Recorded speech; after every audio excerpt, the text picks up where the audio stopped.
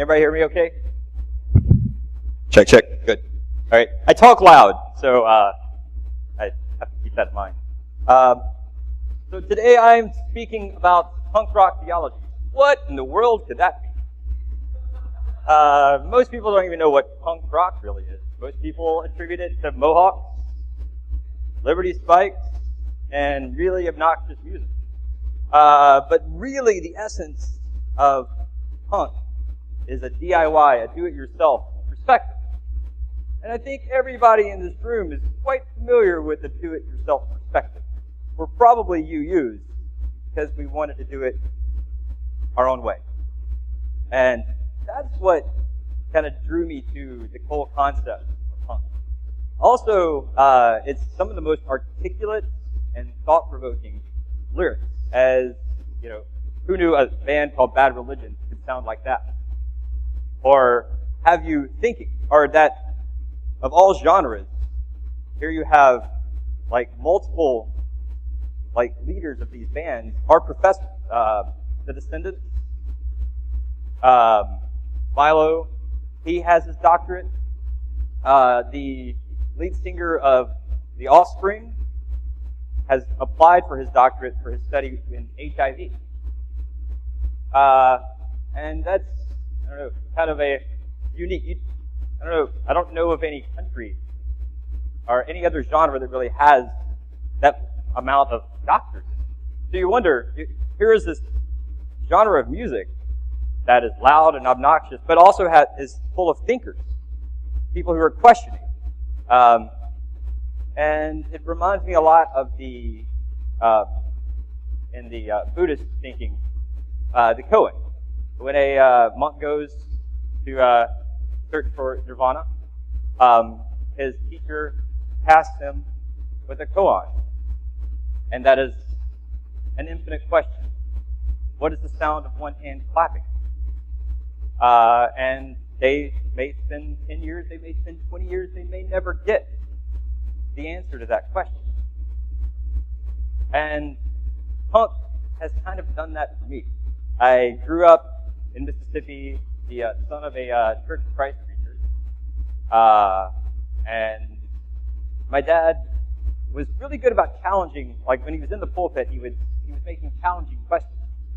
Like, what is the purpose of church? Why are we here?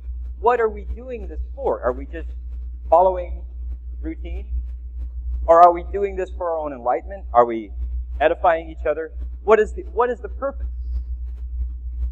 But the longer I stuck around, the more of an outcast I felt. And so I just quietly kind of faded out of the Christian theology. And a lot of that was helped because my time in the military, when you go overseas, you end up doing a lot of sitting around. We were in like a 6-man room, and you were working most of the time an 8 to 5. So you're there 40 hour, so you're only doing a 40-hour job, but you're there for 10 months. So you end up spending a lot of time talking.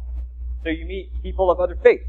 You meet an actual practicing Wiccan who is doing magic. And growing up in Mississippi, what? Like, are we allowed to even be in the same room? Because this, I don't know. But you put those walls down, and you listen, and you explore, and you realize that maybe I don't have all the answers. But we're still seeking, we're still searching, and we find ourselves latching on sometimes to whatever we could find. And I latched on to the concept of atheism.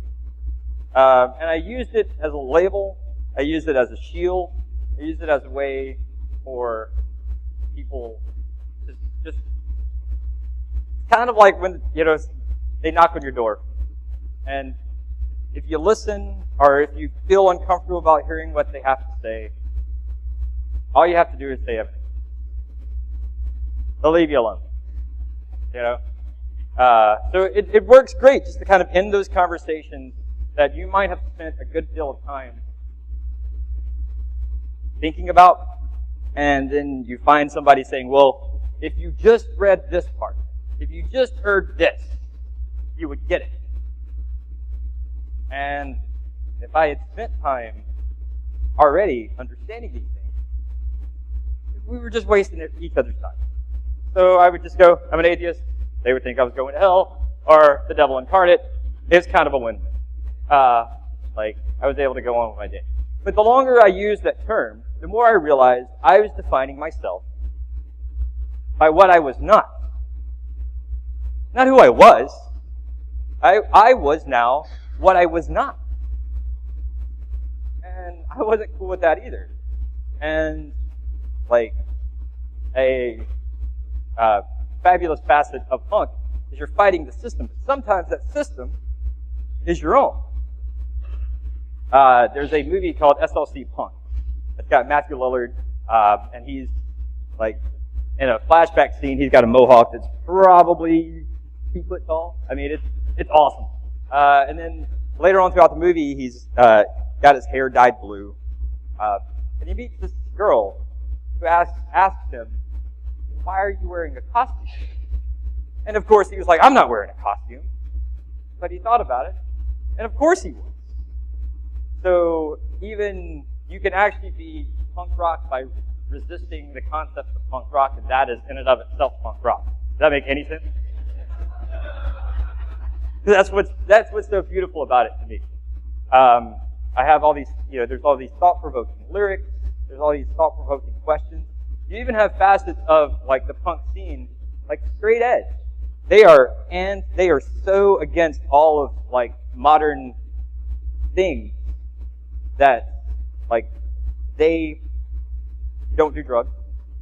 They're very, very clean, very straight. They're trying to fight the system completely. But as you watch that, you're like, oh, that's cool. But you realize it's futile.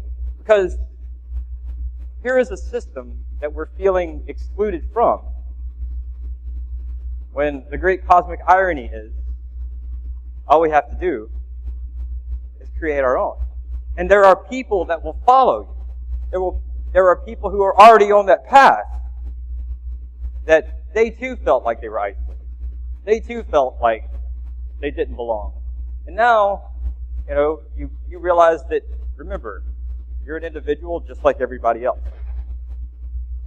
And there's that cohesiveness that you can be the system. And sometimes it's actually better to fight the system that you are so against by being inside of it.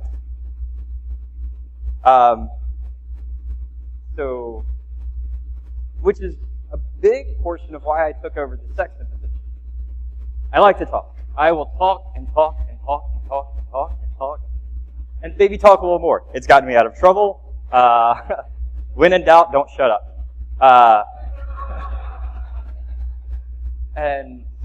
But I took the sexton position because it was work.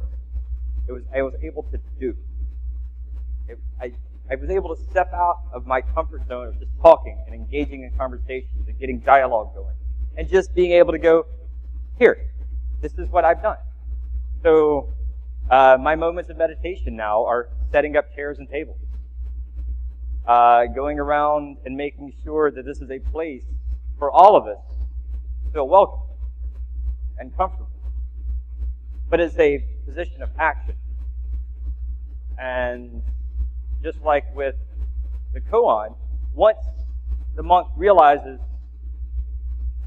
it's futile to focus on a problem I created myself, just like we create the problem of feeling isolated within society. We feel excluded because we feel that society should be more, but we don't take that step to be that change. So when Greg Graffin is writing lyrics about being a lost pilgrim, he's writing about himself. He's writing to remind himself and speak to himself. It's a way, it's not, you can't change the world if you don't change yourself. You can't fight a system that you are not a part of. And so that led me, through my years, to create a religion by accident. Autodeism. We just like the term, hey, self-deity. Be your own God.